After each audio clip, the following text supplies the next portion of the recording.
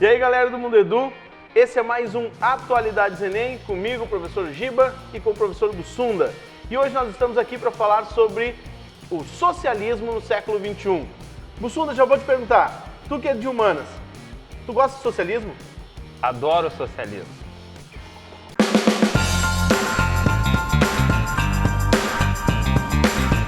Bom, então vamos falar sobre o socialismo no século XXI. Sim, porque ainda hoje existem alguns países que são socialistas. Essa é uma pergunta que deve fazer direto para ti, né, Bussunda? Pergunta, Bussunda, e ainda tem, porque a gente sempre fala muito da expansão do socialismo na época da Guerra Fria, né? Pô, tem a Revolução Russa lá, 1917, e depois, na época do pós-Segunda Guerra, que aí começa a aparecer China, Vietnã, aparece aí a Coreia, aparece Cuba, né? Então a galera sempre me pergunta, o leste europeu também foi muito famoso dentro da lógica socialista, se ainda existe. E sim, rapaziada, nós temos aí, e vamos dar destaque, ênfase em 4 países socialistas, que são China, Cuba, Vietnã e a Coreia do Norte. Então vamos falar basicamente desses aí. Ou tem mais algum, Giba? Não, a princípio não, mas uma coisa que é interessante é que a gente entenda, né, que hoje não existe mais aquele segundo mundo, né? O velho segundo mundo da Guerra Fria. Não há mais um medo de uma guerra capitalistas contra socialistas, né? Exatamente. A própria concepção, né, que a gente falava, primeiro, segundo, terceiro mundo. Tem muita gente que usa, existe o terceiro mundo. Basicamente se divide em países desenvolvidos ou em desenvolvimento, alguns falam em subdesenvolvidos, mas a lógica era primeiro mundo, capitalista desenvolvido, segundo mundo, socialista, e terceiro mundo, os países que normalmente eram capitalistas subdesenvolvidos, mas que aconteceu lá de 1955, na Conferência de Bandung, eles dizerem que eram os não alinhados, que procuravam fora do capitalismo e do socialismo seu caminho. Isso não existe mais, né? Então a gente tem uma série de países aí capitalistas, industrializados, ricos, alguns a caminho disso, né? E a gente ainda tem realmente alguns países, vamos pegar, até a gente bota no hall de países ricos a China, né? A China, é interessante, né, Giba? Porque a China é uma potência capitalista, mas ela é um país socialista. É interessante porque eu enxergo a China como o segundo maior capitalista do mundo, né? Então a gente tem que entender que internacionalmente ela é capitalista, mas internamente ainda vive uma transição do socialismo. Existem pessoas que são muito socialistas, ainda vivem num socialismo bastante fechado em algumas regiões, sobretudo no oeste da China. E né? A ideia é muito forte, aquela ideia que nasce lá até com o socialismo soviético, do Partido Único, de um grande controle. O Google lá na China, ele tem N restrições, YouTube tem N restrições, né? Então, assim, ele é um país onde existe uma política monolítica ainda, de partido único, de grande controle. Até há pouco tempo tinha aquela coisa de só ter um filho, agora eles estão liberalizando, tudo colocado pelo governo. Mas vamos cuidar que esse liberalizando não é porque estão ficando legaizinhos, né? É que estão se ferrando, né? Porque a gente tem que pensar que a China, agora beleza, a gente pode ter 2 filhos, cada família. É que eles estavam tendo vários problemas, que era a escassez de mão de obra para o futuro e a masculinização da população. Então, isso ainda é muito fechado, ainda é muito forte. A população chinesa, a maior parte dela ainda vive no socialismo. Mas internacionalmente, a China é um grande capitalista. É diferente da Coreia do Norte, né? Que a Coreia do Norte ela se mantém como socialista interna e internacionalmente. Acho que das duas formas ela é... Claro que... A Coreia do Norte a gente pode falar que é o país socialista mais fechado, mais retrógrado do mundo, que a Coreia e a China viram socialistas quase na mesma época, né? China em 49, Revolução Chinesa, do Mao Tse Tung. A Coreia começa um ano depois, foi o processo de luta lá, Coreia do Norte que invade a Coreia do Sul, e é o Kim Jong-un, o Kim Jong-sun que invade, né? E ele é avô desse rapaz que está hoje no poder. Do filme Entrevista, do né? filme, o filme, gente, não assistam, do James Franco, a entrevista, que deu bastante repercussão, inclusive o Kim Jong-un, esse rapaz, ele queria atacar os Estados Unidos com as suas bombas atômicas e estava enlouquecido, mandou uma carta para a ONU dizendo que era um insulto à figura dele, né? Fazer aquele Na verdade, filme. ele que criou uma bilheteria gigante para um filme que é um abacaxi, né? O filme é muito ruim. E eu diria que o filme Desculpa se o James Franco estivesse nos assistindo. Desculpa, James. Ótimo. Hashtag sorry, James. Mas rapaziada, não é um filme que é um insulto a ele que é um insulto ao mundo, exato, na verdade. Aquele cortezinho de cabelo. Desculpa também se você tem o corte de cabelo do Kim Jong-un. Ou se ele não está desistindo, né? Não, porque lá na Coreia não tem YouTube. Chupa a Coreia do Norte. Bom, gente, mas a Coreia do Norte, que a gente fala, né? Ela ainda continua esse país bastante fechado, até para turismo é bastante complicado ir lá. O turista não pode filmar, tirar foto, nada sem autorização prévia, sem os sensores do governo. É um país que desde 2006 anuncia armas nucleares, agora no princípio de 2016 anunciou, não sei se tem, mas anunciou a bomba H, né, e ameaça que vai atacar e que diz que tem essa necessidade por causa do conflito com a Coreia do Sul, que nunca foi resolvido, né, moçada? Em 53 foi dividido, Coreia do Norte socialista e Coreia do Sul capitalista. Houve um acordo na época Estados Unidos e União Soviética, mas as duas Coreias efetivamente nunca firmaram pazes, né? Então é um país bastante fechado, ao contrário da China, né? A China que nos anos 70 começa a se abrir, e hoje a gente fala muito na expressão socialismo de mercado, né? Que é uma espécie de contrassenso, né? Porque ou é socialista ou é de mercado. Só que só a China consegue fazer essa transição, né, Bussunda? Porque os outros países socialistas que a gente tem hoje, eles não conseguiriam porque eles não têm o que a China tem a oferecer para o mundo, que é uma oferta de mão de obra super barata e um supermercado consumidor. Então não adianta a gente querer que a Coreia do Norte tente fazer um processo de atração de indústrias, não tem. Só que qual é a forma dela tentar chamar atenção no mundo? É através de armas atômicas. E é uma característica de que ela ainda está parada lá na Guerra Fria. A corrida armamentista, bomba H, não sei o que, ela está 50 anos atrasada. Os países socialistas entenderam que a Guerra Fria acabou, a Coreia do Norte não. A China, desde os anos 60, mantém relações econômicas com os Estados Unidos, né? O Vietnã, moçada, o Vietnã, que lá em 75 se definiu socialista, porque ele viveu todo aquele processo que a gente conhece através dos filmes, Guerra do Vietnã, e aí tem lá Apocalipse Now, Platoon, só para citar alguns filmes aí bacanas da guerra. Em 75, eles fazem o Acordo de Paris lá, onde que se decide que vai sair uma eleição no Vietnã. Ho Chi Minh, que era o líder dos socialistas, é eleito, é presidente de todo o Vietnã, unificado.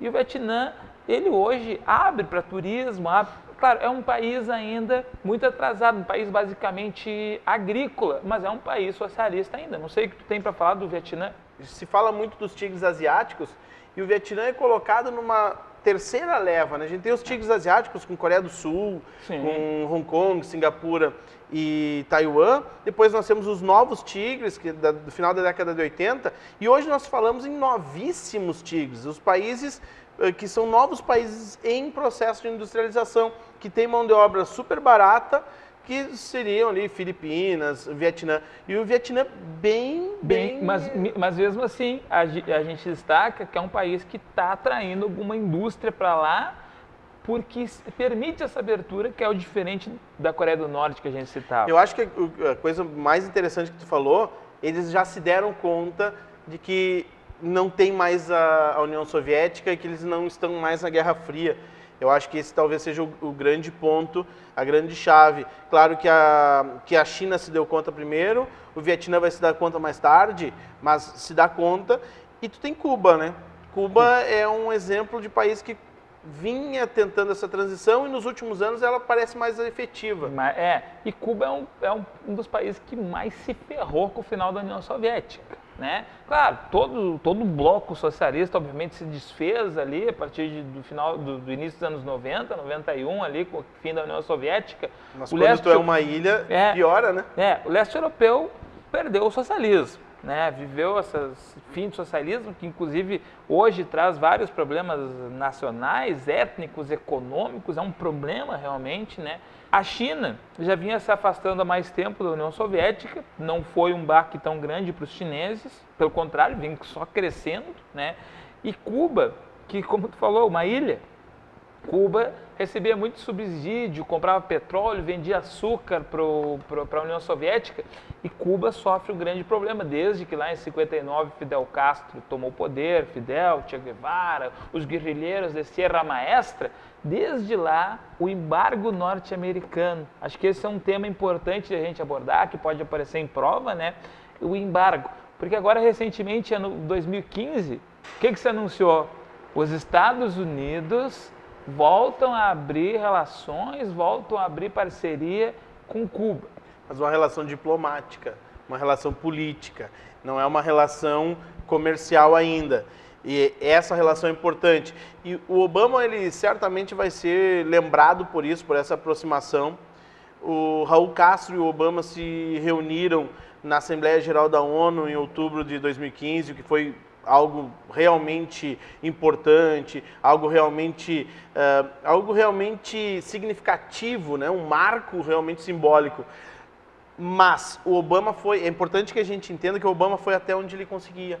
O Obama, ele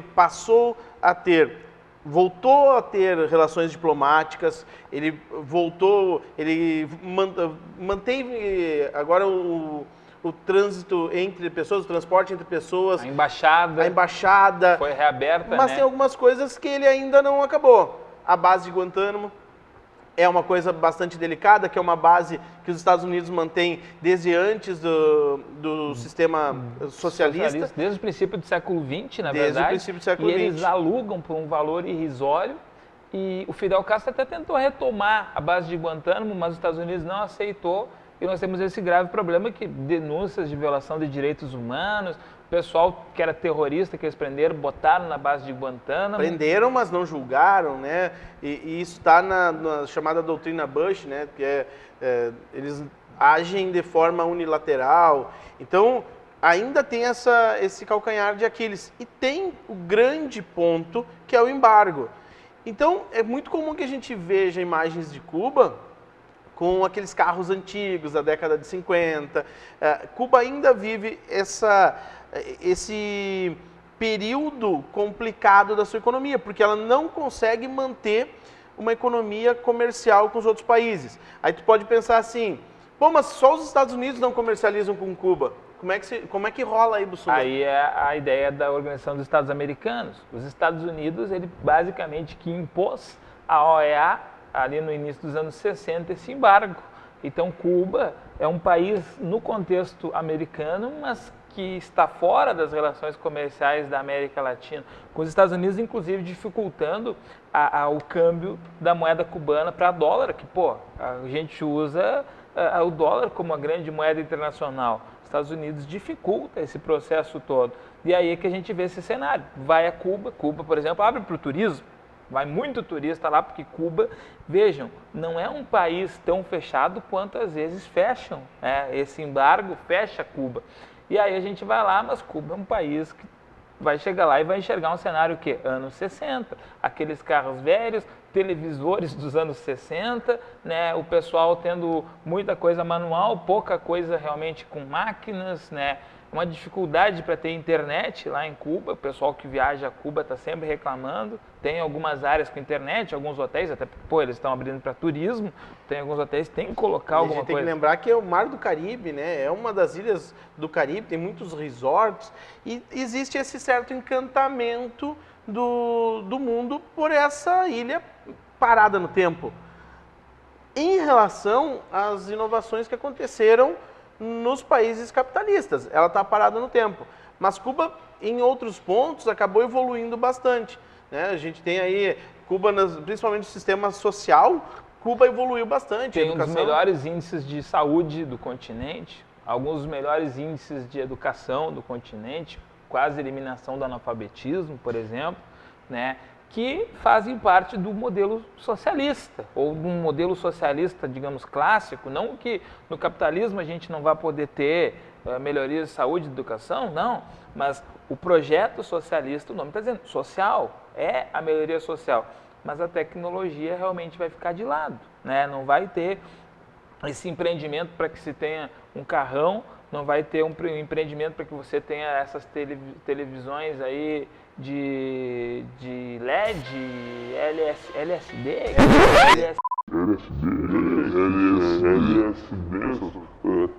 super loucos televisores. Então, realmente, desenvolvimento social sem desenvolvimento tecnológico. E a China? Um grande desenvolvimento tecnológico em alguns pontos, apenas em alguns pontos, as chamadas zonas econômicas especiais, uma mão de obra super barata e com o governo batendo em cima para que ela seja super explorada. Não que o governo queira que ela seja super explorada, mas impede a formação de sindicatos, impede uma série de direitos trabalhistas. Então nós temos aí duas visões, na verdade 4 visões do socialismo no século XXI. Onde a gente pode colocar a China como o mais moderno, visto internacionalmente até como uma potência capitalista, sim, dos países que mais crescem no mundo, apesar de ter sofrido um baque agora nos últimos anos, não entra em recessão, só diminui o crescimento, né? Dos grandes países ainda continua sendo o que mais cresce. Cuba, parada no tempo, ainda sofrendo embargos norte-americanos, apesar de mostrar alguma flexibilização.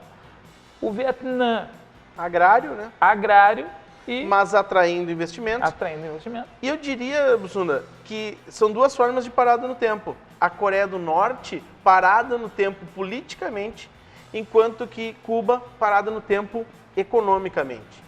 Talvez esse seja o ponto-chave do socialismo no século XXI. Exatamente. Lembrando que muita gente que fala em socialismo no século XXI não necessariamente tem regimes socialistas.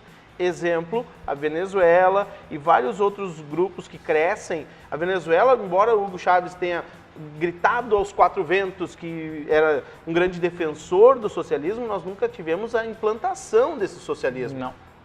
Tem um governo que intervém na economia, garante, como a Venezuela, o grande produtor de petróleo do continente, da América Latina, garante o petróleo a um preço subsidiado, os petroderivados, na verdade, sim, a sua população a um preço baixo. Implanta uma reforma agrária e uma estatização da pesca, mas ainda mantém a propriedade privada e alguns alicerces do capitalismo. Então, é um país capitalista com algumas preocupações socialistas. Talvez seja isso, então, Bussunda? É isso, é o que tínhamos para hoje. É o que tínhamos para hoje. Viva o socialismo. O socialismo. Bons estudos, rapaziada.